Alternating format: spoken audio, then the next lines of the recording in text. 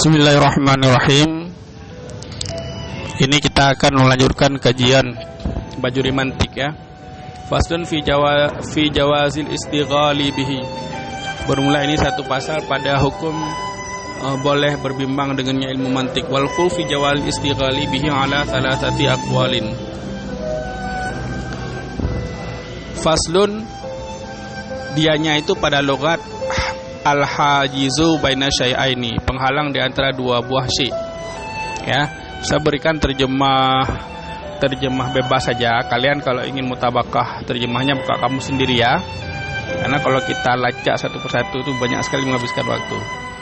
Wa fil istilah, dan pada istilah itu al-fadul maksusatu ad-dallatu 'alal ma'anil maksusati. Kasaidi asma'i tarajimi kama ulima mimma mara.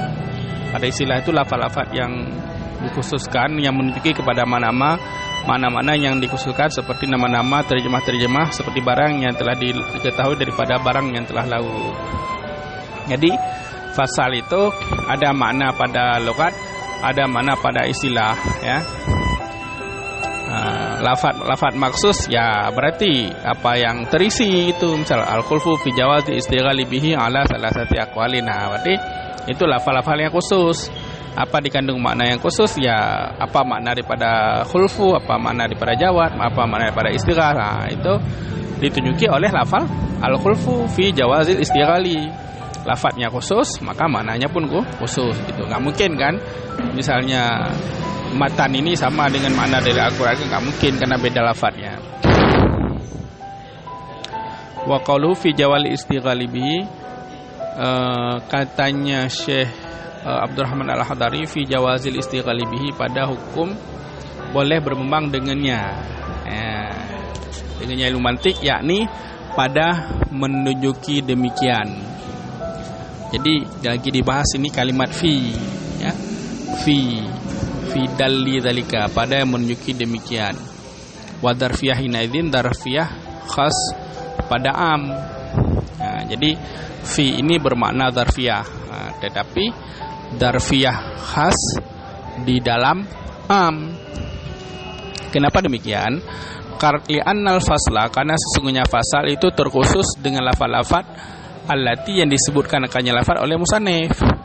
Sedangkan dal itu umum baginya lafaz, dan bagi lafaz-lafaz alladzi yang disebutkan akannya oleh selain yang musannif. Jadi kalau berbicara tentang dal, dal itu umum dia. Dalalah ya, bisa dilalah lafaz yang dikarang oleh matan sulam, bisa dilalah lafaz yang dikarang oleh pengarang selain matan sulam. Nah, oleh karena demikian menunjuki di sini adalah zarfiyah khas di dalam am. Dalnya itu am, sedangkan lafaz-lafaz yang ada di dalam fasal fi jawal istighali bihi sampai bid sebelum bertemu fasal selanjutnya itu merupakan khas. Ya. Bisa kita berbicara tentang air gitu, kan? Itu kan umum gitu. Kalau misalnya kita katakan laut itu dia ada masuk di dalam air. Namun tidaklah setiap air itulah laut gitu. Isi daripada fasal ini, bait-bait ini hingga fasal selanjutnya, nah itu adalah dal. Ya, dal. Ada madlul dia. Ya, ada adalah ya. Dal itu adalah lafaz gitu. Madlul adalah maknanya. Nah, dilalah dia menunjuki kepada apa gitu. Dan ihtimal selain demikian, maka jika dikatakan sebagaimana disebutkan oleh musannif akan kaul dengan harus berbimbang dengannya, maka dikatakan sebagaimana menyebutkan oleh musannif akan pendapat dengan harus berbimbang dengannya ilmu mantik, niscaya menyebut ianya musannif akan kaul dengan haramnya ilmu mantik. Ya, jadi sebenarnya kalau dia sebutkan kepada hukum harus beriman dengan ilmu mantik, tentu kan ada juga fi jawazil istighali wa tahrimihi. Ya, kan begitu seharusnya kan. Wal qaul, sedangkan yang ditulis di dalam pasal ini biibtighaihi, dimadakan dengan al istighal fi jawad. Nah, dimadakan dengan jawad. Fa fi tarjamah, jadi pada judul pasal ini itu kusur, ada terdapat pemotongan judul. Jadi judulnya tidak sempurna, kusur, kurang gitu ya. Seharusnya karena isi yang dibahas nanti ada 3 pembahagian, maka seharusnya di dalam judul juga harus 3 lah disebutkan. Jangan cuma dibilang jawab saja. Itu yang mau dibilang. Dijawabkan dengan bahasanya ini daripada bab tarjamah bagi sesuatu dan bagi ziyadah di atasnya. Ini bab daripada terjemah bagi sesuatu dan ziyadah di atasnya. Wadzalika ghairu mu'aibun indahum. Itu tidak jadi masalah di sisi mereka ulama mantik, ya. Nah, jadi dimadakanlah dengan diterjemah sesuatu, yaitu jawab saja, dan ziyadah, itu yang termasuk tahrim itu, ya. Nah, itu tidak masalah bila hanya disebutkan sebahagian saja tanpa disebutkan secara keseluruhan. Jadi judul aja ini bermasalah nih kalau misalnya nggak menggambarkan isinya. Jadi kalau berbicara tentang judul dia harus menggambarkan tentang isinya gitu. Undang-undang seperti itu. Jadi dijawab. Nah, dalam konteks ini masuk dalam bab tarjamah li syai'i wa ziyadah alaihi. Hanya wa ziyadah alaihi itulah berarti walaupun tidak tercantum tapi sebenarnya ada tambahan gitu. Atau pada terjemah itu ada dibuang, ada sesuatu yang dibuang, takdirnya fi jawazil istighali bihi wa tahrimihi wa ibtighaihi. Ya. Ada 3 sebenarnya, cuma sudah dibuang, ya, nggak tertulis ya pada takdir.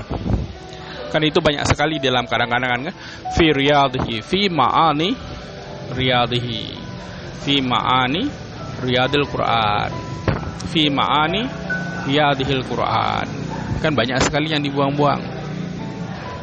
Sebagaimana telah diisyarah dengannya oleh Syekh Malwi pada syarahnya yang kubra, yang kabir ya. Itu bisa di grup yang kedua. Di grup yang kedua saya kasih Sulam Al-Malwi, di grup yang pertama saya kasih Bajuri Mantik. Kalau kelasnya penuh nanti kita buat kelas lain ya. Kita dalam pembentukan sistem nih. Ketahui olehmu bahwa sungguhnya ilmu mantik itu 2 buah pembahagian. Salah satu daripada keduanya pembahagian itu barang yang sunyi daripada kesesatan filosof yang kafir, ya, dan selainnya filosof, seperti yang disebutkan pada ini matan.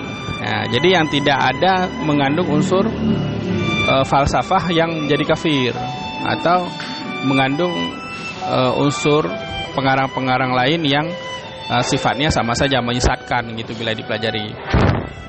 Jadi ada mantik yang tidak ada itu, tidak dikotori dengan sampah itu. Seperti kalmadzukur fi hadzal matni, itu kitab Matan Sulam. Wah, Mukhtasar Sanusi ya, itu sudah saya bagikan kitab-kitabnya. Wa Isaruji itu juga sudah saya bagikan kitabnya. Wa Mukhtasar Ibnu Rufa'ah itu juga sudah. Ta'liq Al-Katibi ini adalah kitab Matan Syamsiah. Wal Khwanji ya. Kemudian Sa'duddin Taftazani, dasar ini pada mereka daripada mutakhirin. Kitab-kitabnya sudah saya bagikan ya. Ya, Mukhtasar Sanusi itu waliullah bila nisain ya. Sering digunakan dalil-dalil beliau dalam ilmu tauhid ya. Karena ada itu Matan Sanusi kitab tauhid. Itu dalam kitab Dosamin waliullah bila nisain, tidak diragukan beliau adalah seorang waliullah.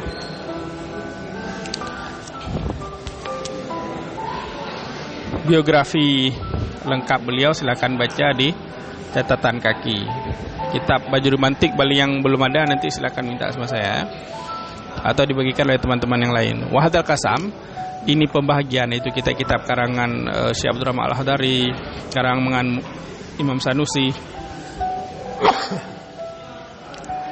karangan Ibnu Ruf'ah, karangan Al-Katibi, karangan Al-Khwanzi dan Sa'duddin Taftazani. Ini karangan-karangan ini tidak haram, hukumnya boleh ya. Tidak ada perbedaan pendapat pada boleh mempelajarinya. Bahkan dianya itu fardu kifayah di atas ahli tiap-tiap iklim. Jadi pada satu wilayah-wilayah itu fardu kifayah hukum pelajarinya. Apabila tidak dipelajari semua maka berdosa. Kenapa? Karena tidak ada yang bisa nanti menolak syubhat. Nah, misalnya datang Wahabi, ya kan? Datang Wahabi. Kalau nggak ada mantik nggak bisa kita tolak mereka itu. Tapi kalau ada mantik itu bisa kita tolak. Buktinya memang Wahabi tidak bisa mempengaruhi masyarakat apabila di situ ada ustadz yang menguasai ilmu mantik yang bisa menolak mereka itu. Karena sesungguhnya tertakuh di atasnya untuk menolak keraguan pada ilmu kalam.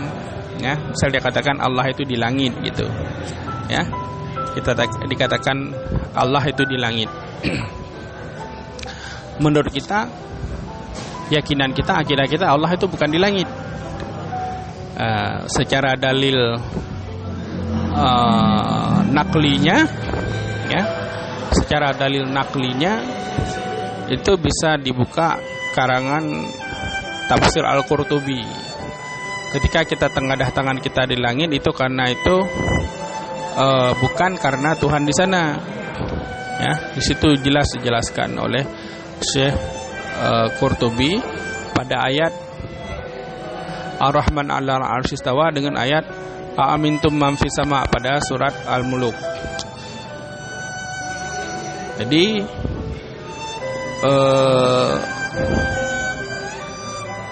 Tuhan itu bukan di langit, karena kalau dengan mengangkat tangan itu ketika Tuhan di langit, ketika doa Allahumma adfa'anal bala, tangan sudah ke bawah, apa Tuhan itu di bawah? Nah, itu kan tidak cocok itu. Ya.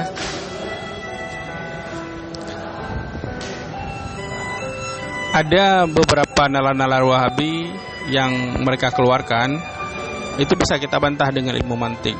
Dengan kita lihat kalimat yang mereka susun, kita tuduh dalam bentuk qadiyah gitu. Nah, baru kita uji ketemu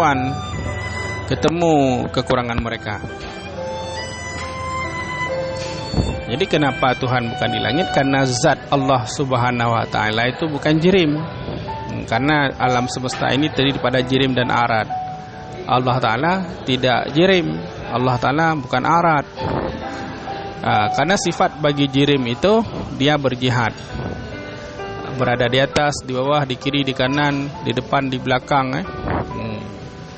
Ada depan, ada belakang, ada samping kirinya. Kalau dia berbentuk tubuh, ada tubuh depan, tubuh belakang, tubuh kiri, tubuh kanan, tubuh atas, tubuh bawah gitu. Dia berada di posisi arah mata angin. Ya. Sedangkan Allah Ta'ala bukan jirim, maka Allah Ta'ala bukan seperti itu. Dengan demikian berarti bukan di langit gitu.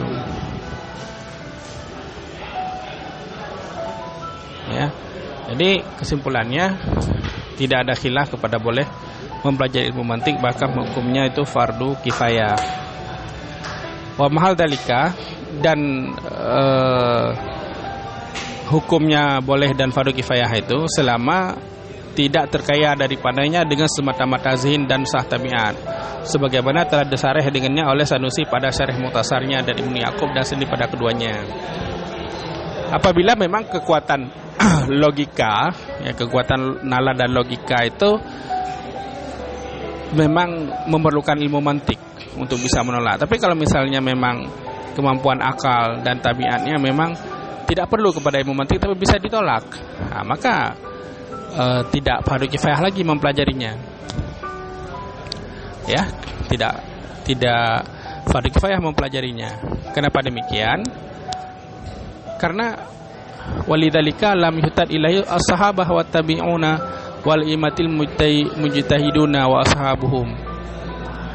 Karena tidak berhajat kepada ilmu mantik para sahabat Nabi, para tabi'in dan imam-imam mujtahid dan sahabat-sahabat mereka itu tidak perlu mereka belajar ilmu mantik untuk menolak paham-paham yang syubhah. Nah, dengan ini kan terjawab. Ada yang mengatakan kenapa Imam Syafi'i tidak bermazhab Asy'ari gitu? Padahal Imam Asy'ari kan orang yang terkemudian itu. Apa Imam Syafi'i akidahnya itu kan bukan Asy'ari gitu.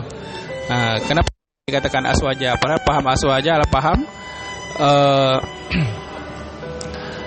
aswaja itu paham masa Imam Asy'ari dan Al-Maturidi. Ya, karena ini sudah jelas tertulis dalam kitab Syekh Bajuri Mantik ini sudah jelas ini. Karena pada masa mereka itu tanpa mantik saja mereka sudah bisa menolak syubhah. Tetapi dalam fase berkembangnya Mu'tazilah dan mereka itu pakar-pakar logika, itu tidak bisa ditolak oleh orang pada masa itu kecuali mereka juga seorang pakar logika. Maka pada ketika itulah sudah fardu kifayah mempelajari untuk menolak kesesatan daripada Mu'tazilah.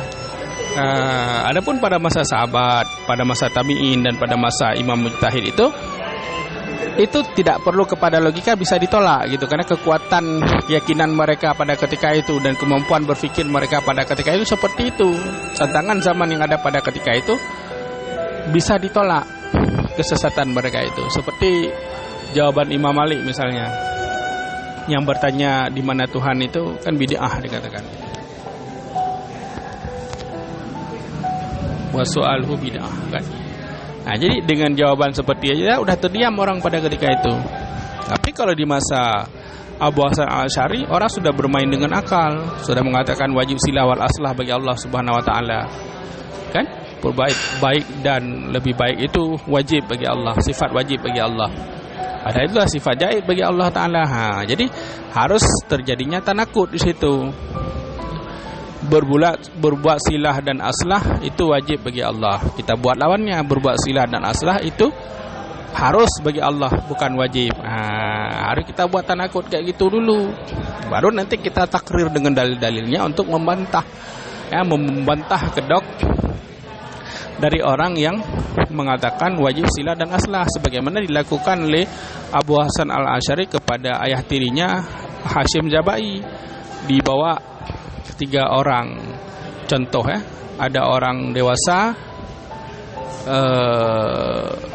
meninggal di waktu taat, kemudian ada orang dewasa yang maksiat meninggal, dan ada orang yang meninggal di waktu kecil gitu. Bagaimana pandangan mereka di sisi Allah? Yang taat isi surga, yang maksiat isi neraka, yang kecil itu isi surga, kan? Jadi disitulah terjadi perdebatan. Akhirnya kan dengan logika bahwa yang lebih baik bagi Allah apakah dihidupkan si bayi itu atau dimatikan di waktu kecil. Dikatakan kan lebih baik pada ketika itu, karena ketika dia sudah besar nanti dia akan bermaksiat kepada Allah. Bagi yang lebih baik bagi Allah untuk dia itu dimatikan waktu kecil. Bagaimana nanti kalau misalnya orang yang bermaksiat yang meninggal waktu dewasa itu mengatakan, ya Allah, yang terlebih baik bagiku adalah aku dimatikan di waktu kecil sehingga aku tidak melakukan dosa dan aku bisa masuk surga. Itu yang lebih baik, ya Allah. Apa jawab Allah pada ketika itu? Ketika itu argumentasi daripada Mu'tazilah hancur gitu. Paham bahwa wajib berbuat silah dan aslah itu hancur, dihancurkan oleh Abu Hasan Al-Asy'ari. Jadi pada ketika itu harus digunakan mantik untuk dibantah, karena tantangan pada ketika itu mereka kemampuan mantiknya sudah tinggi. Jadi itu jawabannya, ya. Mereka tidak butuh kepada ilmu mantik pada ketika itu. Maka tidak fardu kifayah mereka pelajari itu, karena tabiat mereka itu, kemampuan berpikir mereka itu sudah cukup untuk melawan tantangan zaman pada ketika itu. Berbeda dengan masa Abu Hasan Al-Asy'ari, itu tidak bisa ditolak dengan akal biasa, karena mereka itu sangat ahli logika. Wasanihima, dan yang kedua daripada ilmu mantik itu barang yang tidak sunyi,